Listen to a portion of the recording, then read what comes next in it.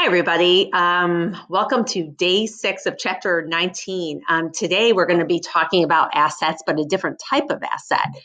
This is called an intangible asset. And if you listen to Evan's video of 19.6, he did a really good job of explaining what an intangible asset is. So you might want to check out his video too, just to get a different viewpoint.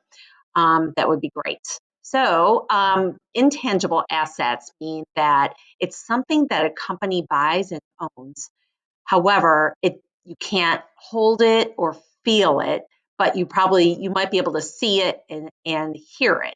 But it does have value. So we're going to talk about 3 types, and I've linked some websites that kind of explain the difference between the 3 and kind of go into depth like in regard to patents, about what a patent is. So let's take a look at some famous patents. I'm going to click in here, and keep in mind that the life of a patent is only 20 years. So if you think of an invention that happened, but gosh, you guys even haven't even been alive 20 years, but I certainly have a couple times over. But I can think of things that that seem to be a duplicate of something from years past, and that's probably because the patent has expired. But let's take a look at some patents and what they actually are. So I'm going to open up this website. And this is pretty cool. It says 15 patents that change the world. And you're going to see some of these products or inventions that you're familiar with. I got a lot of pop-ups here. All right. All right. So let's go down here. I'm not sure what this is. Magnetic levitation. Okay. I guess this has to do with an airplane. Right? And we've got lots of ads here. The iPhone has a patent on it. Okay, they are probably very different from an Android, at least on the inside. Some other patents that you might be familiar with are drones. That has a patent on it. 3D printers have patents on them. Bionic eye. I don't know if you guys have heard of a bionic eye. I used to watch a show called The Bionic Man and The Bionic Woman when I was little, growing up in the 70s. GPS, Global Positioning System, that has a patent on it as well. So there's lots of inventions that don't necessarily, you can't necessarily sit them on the table possibly because it's probably the inner workings of a product, or the product itself is invisible. Okay, so those are some examples of those. But just know that when a company buys a patent, or it invents a product, or it has a product that it makes, it can also have a patent on it, and it costs money to have a patent on it. That means that no one else can make that product. So they can't use it or sell it as their own invention. Okay, so it gives them sole rights to their idea. All right, so they have to make the product, but then they buy the protection to cover that, so competitors can't come in and steal their idea. All right, and generally the life of a patent is 20 years. All right, and then we've got copyrights. Copyrights are, you probably know a lot of copyrights, and you just didn't even think of it as a copyright. But any books, movies, songs, or art, those are generally copyrighted. So you might have heard, like some musical artist saying that, that they thought another artist stole their lyrics or stole their song or their beat. You probably heard about some. I can't think of one right now, but I have heard some stories in the news about that. But that has to do with copyright. So if you're copyrighted on your product or your invention, or something you wrote or something you created, it has to be creative. You can get a copyright on it for the life. So beyond 70 years of your life, if you are the inventor of that artistic work, literary work, or maybe a computer program. Okay, so 70 years beyond your life. Copyrights are pretty long.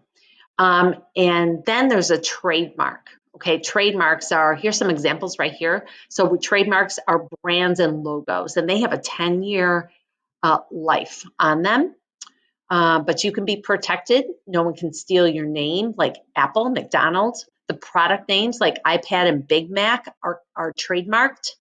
Logos like McDonald's, the Golden Arches, of course, and the peacock for NBC. When you turn on NBC News, you see that peacock. And the slogans like "What's in your wallet?" "I'm loving it." You can think of a lot of other slogans too. And they generally have copyright, so no other company can come in and use that same slogan or logo. All right, so this is how we're going to be journalizing intangible assets.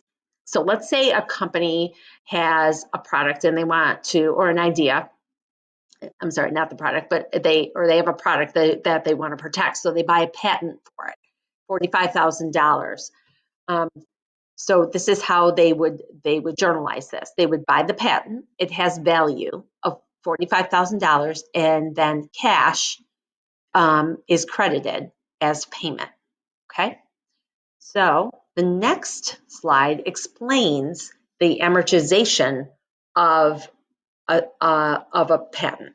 Okay, so the original cost was $45,000. There is no salvage value at the end of a patent. Okay, remember, it's not a tangible asset.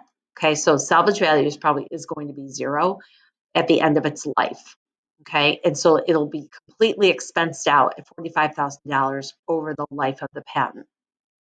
So you have to determine what is the life of a patent for your product. It can be upwards of 10 years, but it doesn't have to be exactly 10 or 20 years. It doesn't have to be exactly that amount.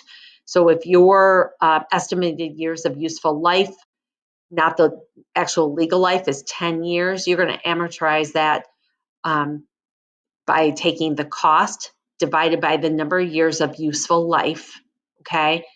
And you're going to amortize it down to $45,000 per year. And that's an expense to the company that would go on the income statement. Okay. And this is the recording of amortization. Make this a little bigger.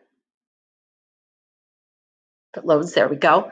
So the amortization expense, when it's realized at the end of the fiscal period, is going to go up for the exact amount that is expense per year. And the patent itself, the value of it will go down. So remember, this is an asset, right? And this is a contra account to owner's equity. So you're going to have an increase on the debit side, and the patent is going to be credited, and the value is going down. So this would be shown in the adjusting entries at the end of a fiscal period. Amortization expense debited, patent is credited. Okay, so we're going to be doing this in the demo. All right, so let's follow along the example that I have right in front of you here. The first one is for January 4th, we paid cash for a patent, $18,000. All right, so we're going to pick the date like we always do. We'll name it patent. The check number is C532, I think. Yes, 532. And the patent is worth $18,000. And we're paying $18,000 cash credit. All right, the next one is for a trademark, $30,000, January 6th. And we're just going to name it trademark C533. No, I'm sorry, 38.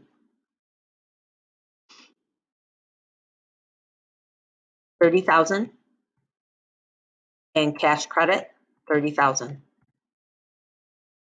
And that's it. And that's how you buy a patent and a trademark and put it in your cash payments journal. All right, so for the adjusting entries, we're going to amortize, and let me go down here so we can see this a little bit. We're going to amortize a patent and a trademark. So the first one is the patent right here, right? It was bought on January 4th. So at the end of the year, on December 31st, we are going to calculate the adjusting entries. Oops.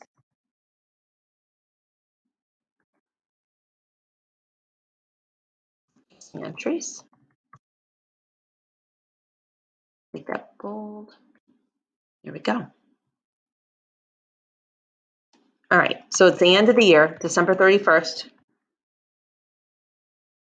And in the slides, I just explained that this is going to be an amortization expense for the patent.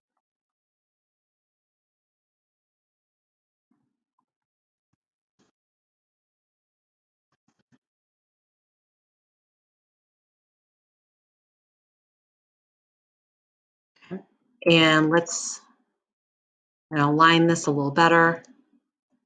And here, I'm going to tab or spacebar over a little bit, and we are going to decrease the value of the patent by that amount. All right, so to figure out the amount of this amortization expense, we're going to take the amount or the cost of each one of these. The first one is $18,000, and we're going to divide it by the number of years of useful life, which is 9 years, divided by 9. So for that full year that we owned it, because we bought it January 4th, so the full month of January is expensed out. All right, so it's not a partial year, it's a full year, and it's going to reduce the patent by the same amount, $2,000.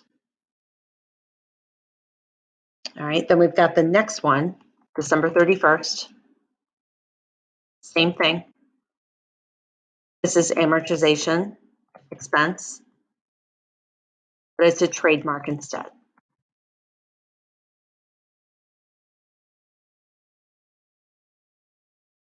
Instead of 9 years, it's going to be 14 years.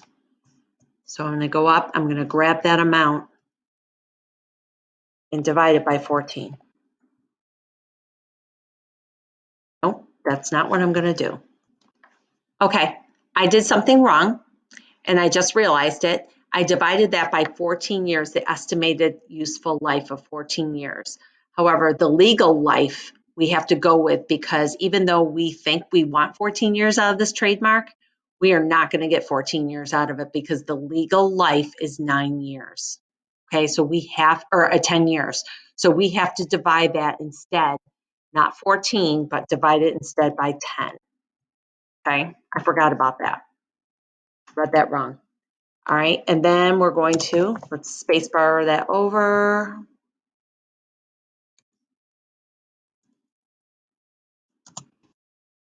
And we're going to decrease the value of the trademark by the same amount, $3,000.